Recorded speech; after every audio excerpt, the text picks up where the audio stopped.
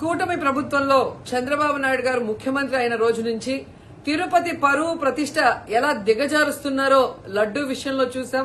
మొన్న మనుషులు చనిపోయిన విషయం మనం చూసాం.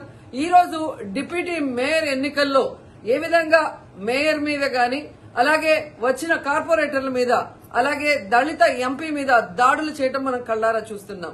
ఒకవైపు వైఎస్ఆర్సీపీ నాయకులు మాకు అవసరం లేదంటూనే చంద్రబాబు నాయుడు లోకేష్, మరోవైపు తమ నాయకులతో ఏ విధంగా కార్పొరేట్ల మీద బస్సు మీద అలాగే మేయర్ మీద ఎంపీ గారి మీద దాడి చేశారు, రాళ్లతో కొట్టారు, బూతులు తిట్టారు, కొంతమందిని కిడ్నాప్ చేసి తీసుకెళ్లడం మనం కళ్లారా చూస్తున్నాం.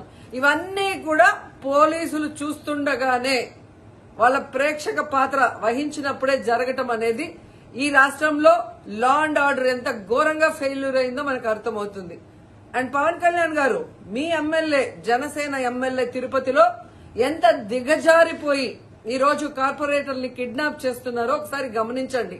నిజంగా మీరు చెప్పుకున్నట్టు చంద్రబాబు నాయుడు, లోకేష్, పవన్ కళ్యాణ్ మాకు 93% సీట్స్ వచ్చినాయి మొన్న ఎమ్మెల్యే ఎంపీ ఎలక్షన్ లో అన్నారు. మీది ఈవీఎం గెలుపు అని అందరూ కూడా అనుకున్నారు. అదే నిజం అనేది ఇక్కడ మళ్లీ ప్రూవ్ అయింది.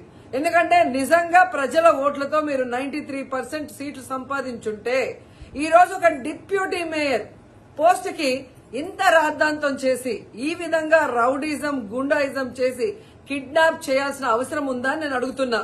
మీకు దమ్ము ధైర్యం ఉంటే, ప్రజలు మీ పక్షాన ఉన్నారు, మీ ప్రభుత్వం సక్రమంగా పనిచేస్తుంది, ఇచ్చిన హామీలు నెరవేరుస్తుంది అని మీరు నమ్ముంటే ఈ కార్పొరేటర్లతో రాజీనామా చేయించి మీ గుర్తు మీద గెలిపించుకొని మీరు ఎన్నికలు జరిపించుంటే ప్రతి ఒక్కరు మిమ్మల్ని శభాష్ ఉంటారు. కానీ ఇక్కడ జరిగే ఒక డిప్యూటీ మేయర్ ఎన్నికలకే ఈ విధంగా ఒక మహిళని చూడకుండా మేయర్ ని ఏ విధంగా హ్యూమిలేట్ చేస్తున్నారు, ఆమె మీద దాడి చేస్తున్నారు, అలాగే ఒక దళిత ఎంపీ గురుమూర్తి గారి మీద ఎలా బూతులతో తిట్టి దాడి చేస్తున్నారో టీవీలో అందరూ గమనిస్తున్నారు. సో మీరు ఫెయిల్యూర్ అయ్యారు.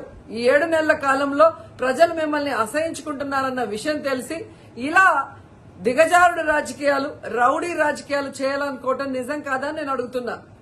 ఒకవైపు ఎలక్షన్ కమిషన్ మేము రిక్వెస్ట్ చేస్తున్నాం, ఇలాంటి కూటమి ప్రభుత్వం చేసే ఈ దారుణాలకి ఫుల్ స్టాప్ పెట్టండి.